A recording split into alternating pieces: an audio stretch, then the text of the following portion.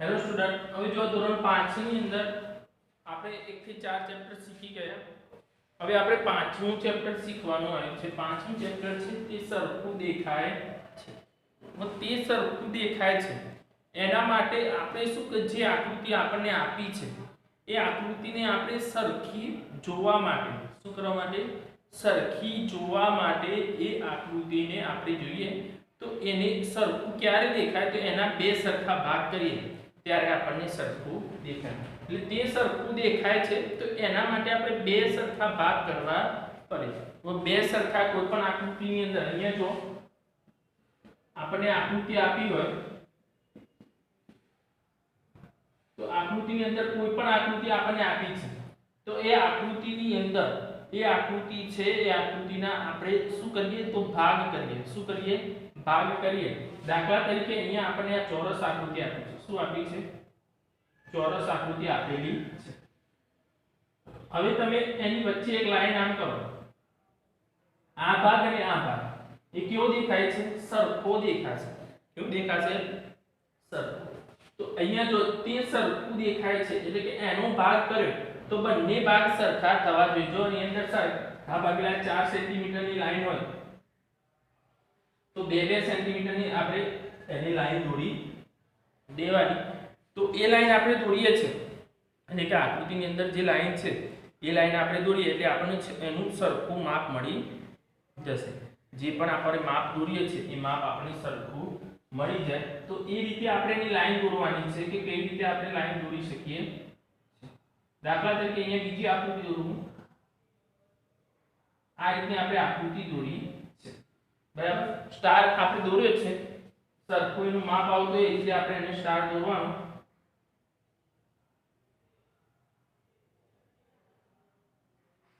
હવે જો આ સ્ટાર ની અંદર આપણે એ જે આપણને માપ આપ્યું છે એ માપની અંદરથી આપણે આને જો સરખા બાજુ અહીંયા તમે કોઈ પણ ભાગથી આને કરો. બરાબર. આકૃતિ દાખલા તરીકે અહીંયાથી એનો ભાગ કરો તમે.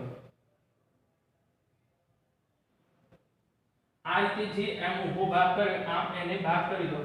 હવે આ ભાગની અંદર આપણે આની સીધી લાઈન દોરીએ. ચલો આ ભાગ અહીંયા આપણે કર્યો છે તો આની અંદર તમે જો તો બે ભાગ પડશે. આ નીચેનો અને ઉપરનો કોઈ પણ ભાગ આમ સીધો કરો કોઈ પણ ભાગ કરો તો આકૃતિ સરખી થશે નહીં. કેમ નહીં થાય? તેની અંદર જો તો આ બાજુ 2 છે આ બાજુ 1 2 ને 3 છે ને. સરખો ભાગ એટલે શું?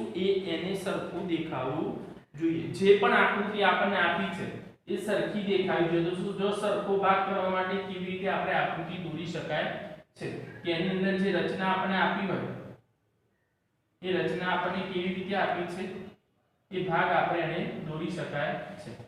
તો જે આકૃતિ આપણને આપી છે એ આકૃતિની અંદર જોવાનું આપણે એ આકૃતિના બે સરખા ભાગ થાય છે કે નથી થતા. બરાબર. આને અહીંયાથી આપણે બે ભાગ કરીએ તો આકૃતિની અંદર આ બે સરખા ભાગ થશે. શું થશે? બે સરખા. તો આ જે ભાગ કરતી જે રેખા છે એ રેખાને આપણે સમમિતિ રેખા કહેવાય. શું કહેવાશે?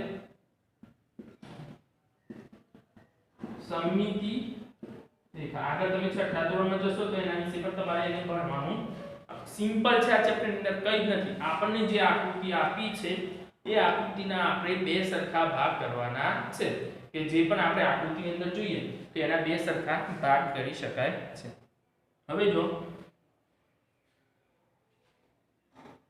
હવે એ ભાગ કર્યો. દાખલા તરીકે આપણે કોઈ પણ વસ્તુ જોઈએ. બરાબર. બે સરખા ભાગ એટલે શું કે આ ભાગને અહીંયાથી કાપી લીધો તમે અને એને આના ઉપર મૂકી દો તો બંને ભાગ સરખા દેખાય. એમાં કોઈ ગેપ દેખાશે નહીં. આ પાંદાને અહીંયાથી તમે આની ઉપર આમ વાળી મૂકી દો તો એ ભાગ એક સરખો એ આપણને જો એ જોવા જઈએ તો આપણને એક જ ભાગ દેખાય. આપણને એમ જ લાગે કે એક જ છે પણ વાસ્તવમાં એને ખોલો તો બે થઈ જાય. કેટલા થાય? બે. જ્યારે આમાં તમે એવું કરવા જશો તો એમાં એવું થશે નહીં. બરાબર. કે આકૃતિનો આડો ભાગ કરો તો એ આકૃતિ સરખી થશે નહીં. અને આપણે ઊભો ભાગ કર્યો એટલે આપણને એની અંદર ખબર પડી કે કેવી રીતે આપણે દોરી શકાય છે. સમમિતિ રેખા એક તો એ સમમિતિ રેખા એટલે શું છે? તો સમમિતિ રેખા તો સમમિતિ રેખા છે તો એ સમમિતિ સમમિતિની રેખા શું છે? તો એ રેખા છે એક અરીસા જેવી છે એક એવી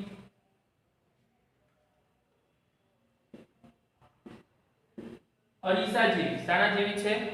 તો એ જે ભાગ છે અરીસા જેવી છે કે શું કરે છે? તો એની અંદર કે જે આકૃતિના કે જે આકૃતિના બે સરખા ભાગ શું કરે છે? બે સરખા ભાગ કરે છે, બે સરખા ભાગ કરે છે, બરાબર? તો બે સરખા તેને સમમિતિની ધરી પણ કહેવામાં આવે છે, બરાબર? એટલે બે સરખા ભાગ એટલે તેને સમમિતિની ધરી પણ કહેવામાં આવે. તો આ સમમિતિ રેખા વિશે, સમમિતિ રેખાનો મતલબ શું કે કોઈ પણ આકૃતિના બે સરખા એ ભાગ કરતો હોય છે. તો એની અંદર આપણે સમમિતિની અંદર આપણે ખબર પડે કે જેટલી પણ, તો દરેક આકૃતિની અંદર અલગ અલગ આપણને સમમિતિ રેખાઓ આપેલી હોય છે. જે પણ આકૃતિ આપણને આપી છે એ આકૃતિની અંદર આપણે જોવાનું કે આકૃતિ છે તે આકૃતિને કેવી રીતે એને આપણે ભાગ પાડી શકીએ છીએ અને આકૃતિ આપણને કેવી રીતે આપેલી છે. તો એ ભાગને આધારે આપણને ખબર પડશે કે એમાં જે આકૃતિ છે એ આકૃતિને આપણે કેવી રીતે દોરી શકાય છે. તો એની અંદર એક નહીં, આપણે ઘણી બધી આકૃતિઓથી પણ આપણે એના ભાગ દોરી શકીએ છીએ. એટલે કે આપણને ભાગ આપેલા હોય છે અને એ ભાગથી આપણે એની અંદર દર્શાવી શકાય છે. તો આપણે એનું કેવી રીતે દોરી શકીએ કે એ ઘણા બધા આકારની અંદર કેવી રીતે હોય. દાખલા તરીકે અહીંયા આપણે ત્રિકોણ દોરીએ છીએ. આ ત્રિકોણની ત્રણે ત્રણ બાજુના માપ સરખા છે, તો આ સમમિતિ રેખા થઈ શકે, આ પણ થઈ શકે અને આ પણ. તો આની અંદર ટોટલ ત્રણ સમમિતિ રેખા કેટલી થાય? ત્રણ સમમિતિ, એને ત્રણ રીતે અલગ અલગ રીતે તમે જો આમ કરો તો આ ત્રિકોણના સરખા ભાગ, આમ કરો તો આ ત્રિકોણના, પણ આ ત્રિકોણ કેવું હોવું જોઈએ? સમબાજુ. સમબાજુ એટલે ત્રણે ત્રણ બાજુના માપ સરખા હોય તો આપણે એની ત્રણ સમમિતિ રેખા દર્શાવી શકાય છે. તો ઘણી બધી કોઈ આકૃતિ અલગ અલગ આકૃતિની અલગ અલગ સમમિતિ રેખા, કોઈની એક હોય, કોઈની બે હોય, ત્રણ હોય, તો ગમે તેટલી આપણે એને દોરી શકાય છે. આપણે અહીંયા ચોરસ દોરીશું તો ચોરસની જો આ એક સમમિતિ, બે, ત્રણ, ચાર, પણ શું હોય? ચોરસ હોય તો જ આપણે દોરી શકીએ. શું દોરી શકીએ? ચોરસ આકૃતિ આપણને આપી હોય તો જ આપણે એને સમમિતિ રેખા એટલી દોરી શકાય. પછી જો આ લંબચોરસ આપ્યું છે તો લંબચોરસની અંદર શું આપણે આમ નહીં પણ એની બે જ સમમિતિ રેખા દોરી શકીએ. કેટલી દોરી શકીએ? એની બે જ સમમિતિ રેખા આપણે દોરી શકાય લંબચોરસ, બરાબર? તો આ રીતે પણ આપણે આકારોની અંદર સમમિતિ રેખા આપણે દોરી શકીએ. સમબાજુ હોય તો 3, અહીંયા હોય તો આપણને એની અંદર 1 2 3 4 મળે, લંબચોરસની અંદર 2. તો આ રીતે આપણે એના કોઈપણના ભાગ પાડતા હોઈએ આપણે તેના ભાગ આ રીતે આપણે પાડી શકીએ છીએ કે જેની અંદર આપણને ખબર પડે કે આ ભાગ એટલે શું?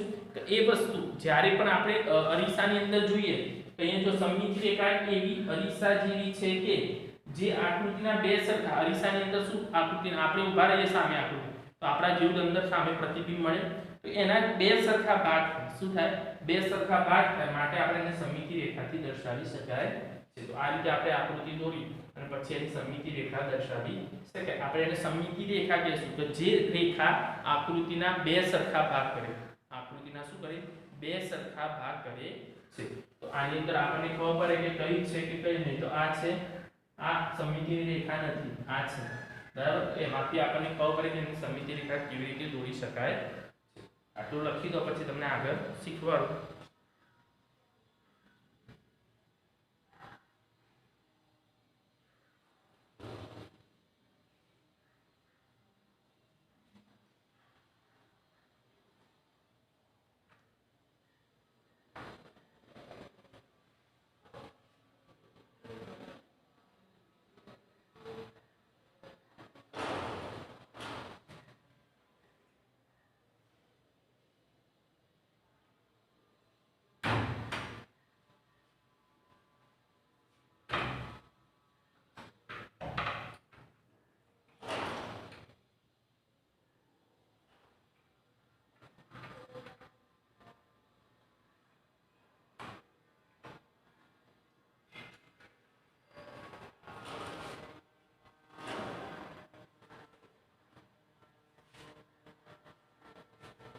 દરેક વિદ્યાર્થી ધ્યાન રાખવાનું 1 થી 4 ચેપ્ટર કમ્પ્લીટ સ્વાધ્યાય પોથીની અંદર અને તમારા ગણિતના ચોપડાની અંદર એ જ વસ્તુ સ્વાધ્યાય પોથીમાં જે તમે લખ્યું છે એ જ વસ્તુ તમારી ગણિતના ચોપડાની અંદર પણ ફરજિયાત લખવાનું છે.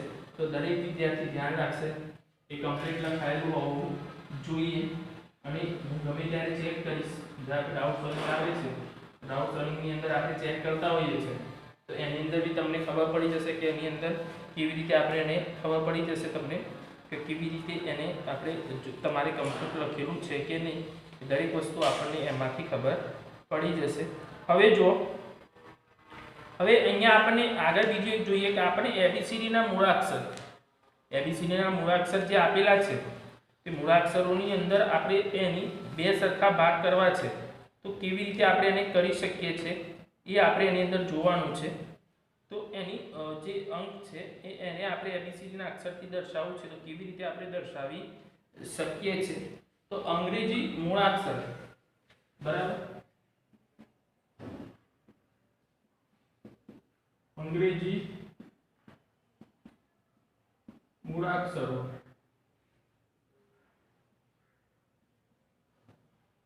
A to Z થી Z સુધીના મૂળાક્ષરો આપણે લેવાના છે. તો એની અંદર આપણી સમમિતિ રેખા દર્શાવવાની હોય તો આપણે કેવી રીતે સમમિતિ રેખા એટલે શું એની અંદર આપણને એનું પ્રતિબિંબ હવે આપણે જોવાનું છે કે એની અંદર સમમિતિ રેખા આપણે દોરીએ તો એનું પ્રતિબિંબ જ્યારે પણ આપણે આકૃતિની અંદર દોરીએ છીએ બરાબર તો એનું જે પ્રતિબિંબ છે એની તૂટક રેખાથી આપણે એને દોરી શકીએ કે શાની અંદર આપણે તૂટક રેખા અને કેવી રીતે આપણે એને દોરી શકીએ છીએ એ આપણે એની એબીસીડીના જે મૂળાક્ષર છે એ મૂળાક્ષરથી આપણે એને શીખવાનું છે કે એની જે પણ આપણને આપેલી છે તો એ જે રેખા છે એ રેખા આપણે કેવી રીતે રચના કરી શકાય છે અને કેવી રીતે આપણે દોરી શકીએ છીએ તો એ ની રચના આપણે કેવી રીતે તો અહીંયા જો આપણે પહેલા જે પણ મૂળાક્ષર છે આપણે લખી દઈએ અહીંયા A B C D E F G H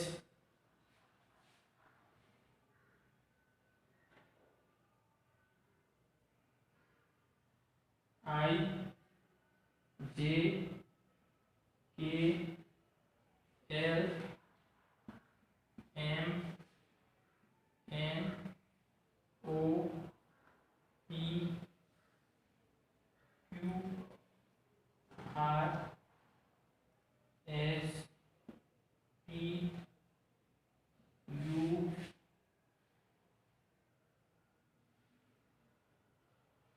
V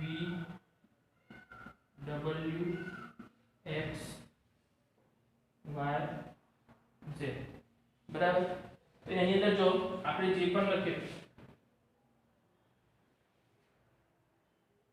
y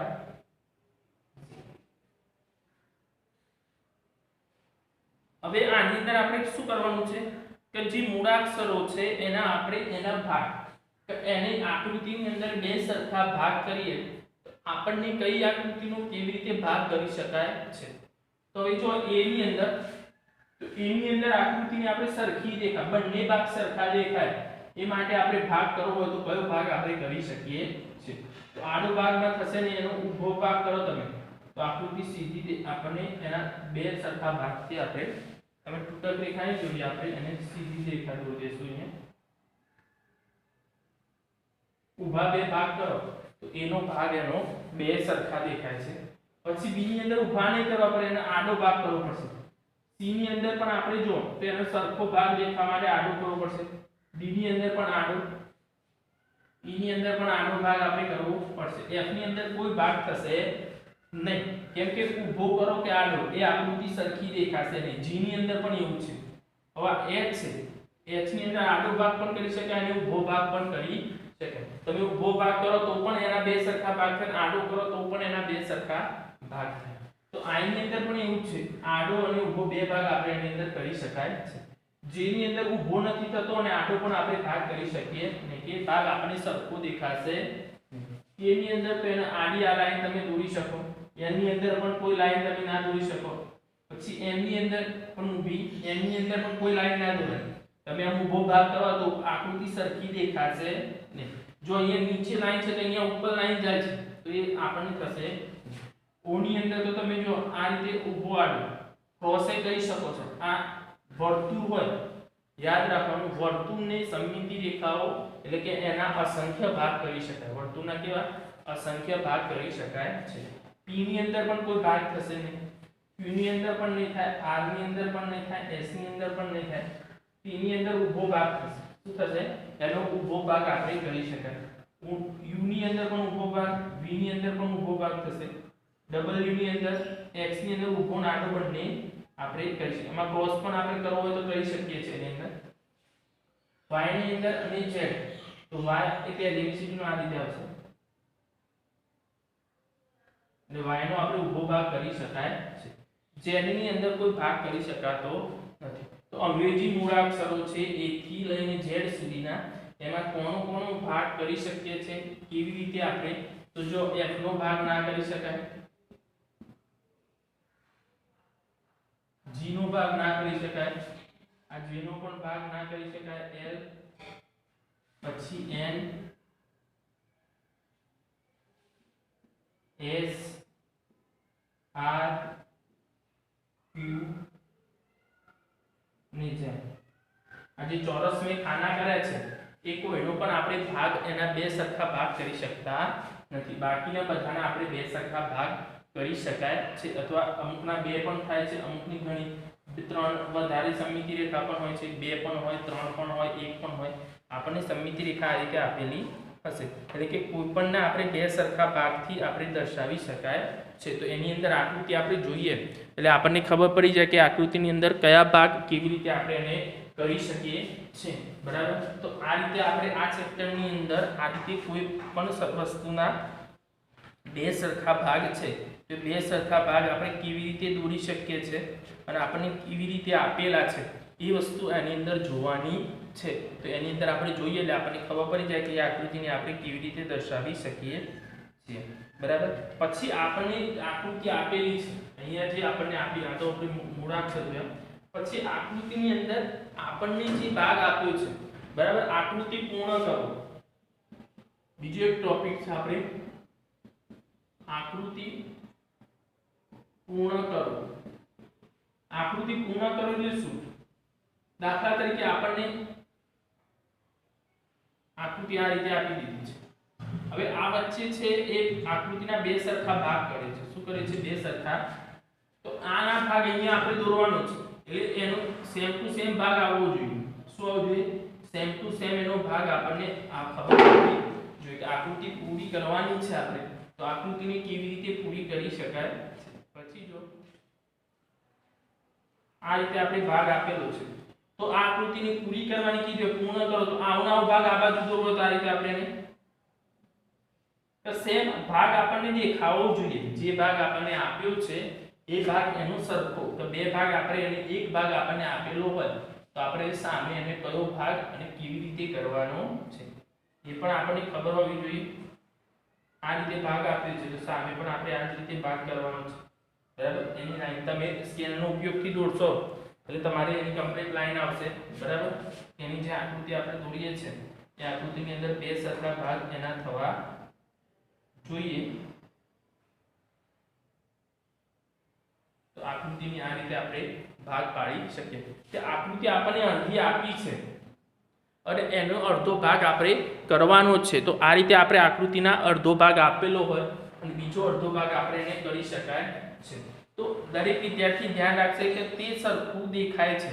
તો એની અંદર આપણે તમારે જોવાનું છે કે જે આકૃતિ આપણે આપી છે, બરાબર, તો દરેક અલગ અલગ આકૃતિ આપશે. જો ધ્યાન રાખજો સ્ટાર પણ હશે, પાંદડું દોરેલું હોય, કોઈ પણ આકૃતિ આપી હોય તો આકૃતિને તમે ધ્યાનથી જુઓ અને પછી એના ભાગ કરો. ચોરસ હોય, લંબચોરસ હોય, કંઈ પણ આપણને આપેલું હોય તો એના બે સરખા. તો આકૃતિની અંદર આપણે જોવાનું કે જે પણ આકૃતિ આપી છે એના બે સરખા ભાગ થાય છે કે તો બે સરખા ભાગની મતલબ શું કે એ આકૃતિ કમ્પ્લીટ તમે અરીસાની અંદર જુઓ ને એ ભાગ તમને સરખો દેખાવો જોઈએ. એટલે કે સરખો આપણને આકૃતિની અંદર દેખાય છે એનો મતલબ આપણે એની અંદર બે સરખા ભાગ થાય છે. જો આકૃતિની અંદર એ ભાગ આપણને સરખો ના દેખાય એટલે કે એ જે ભાગ છે એ ઉપર કે નીચે બાજુમાં હોય, બંને ડાબી બાજુ કે જમણી બાજુ, એ ભાગ આપણને સરખો દેખાય તો જ આપણે એને આકૃતિ ને એને આપણે કહી શકીએ કે આ આકૃતિનો ભાગ આપણે, બાકી આપણે એને કોઈ પણ આકૃતિ આપણને આપી હોય તો એની અંદર આપણે કહી શકીએ નહીં કે આ એનો ભાગ હશે. તો ધ્યાન રાખવાનું, દરેક વિદ્યાર્થી જ્યારે પણ આપણે આકૃતિના ભાગ પાડતા હોઈએ ત્યારે આકૃતિ બંને ભાગમાં સરખી દેખાવી જોઈએ. જો સરખી દેખાશે તો જ આપણે આકૃતિ પૂર્ણ લાગશે. બાકી તમે જો આ વ્યવસ્થિત તમારે વ્યવસ્થિત મોટા તમે ચોપડાની અંદર દો તો વ્યવસ્થિત પહેલી ABCD ની અંદર બરાબર મૂળાક્ષરો લખવા છે, કેપિટલ ની અંદર લખશો તો જ આપણને એની ખબર પડશે. તો દરેક મૂળાક્ષર કેપિટલમાં લખાવવાનું. તમે હું આ જે રેખા દોરું છું તમારે તૂટક રેખા દોરવાની છે. તૂટક રેખા એટલે આ રીતે તમારે સ્કેલ મૂકી દેવાનું, પછી આ રીતે દોરી દેવાની બરાબર. આડી દોરવાની તો આ રીતે તૂટક રેખા દોરવાની છે. તમારે આ રીતે સીધી જે રેખા દોરી છે એ રીતે દોરવાની. તમારે તૂટક રેખાથી જ્યારે પણ એના બે સરખા ભાગ કરવાના આવે તો તમારે તૂટક રેખાથી જ દોરવાનું છે. ધ્યાન રાખજો, દરેક વિદ્યાર્થીએ તૂટક રેખાનો જ ઉપયોગ કરવાનો છે. વ્યવસ્થિત આકૃતિ એના મૂળાક્ષર તો વ્યવસ્થિત મોટા, તમારે નાના ને પણ મોટા એને બે લાઈનની અંદર આવે એ રીતે મોટા તમારે મૂળાક્ષર દોરવાના અને પછી એને કરવાનું છે. આટલું તમે કરી દો. હવે આપણે સ્વાધ્યાય પોથી તમને કરાવીશું. આ ચેપ્ટરની અંદર આટલી વસ્તુ છે. સ્વાધ્યાય પોથી આપણે તમને નેક્સ્ટ લેક્ચરની અંદર કરાવીશું. ધ્યાન રાખજો, ગમે ત્યારે આપણે આની ટેસ્ટ લેશું. આગળ 4 ચેપ્ટર ચાલી ગયા છે તો 4 ચેપ્ટરમાંથી કોઈ પણની ટેસ્ટ લેશું. એટલે તમારે એને માટે ટેસ્ટ આપવા માટે તૈયાર રહેવાનું છે. એટલે જેટલી પણ તૈયારી છે તૈયારી તમારે કરતા રહેવાનું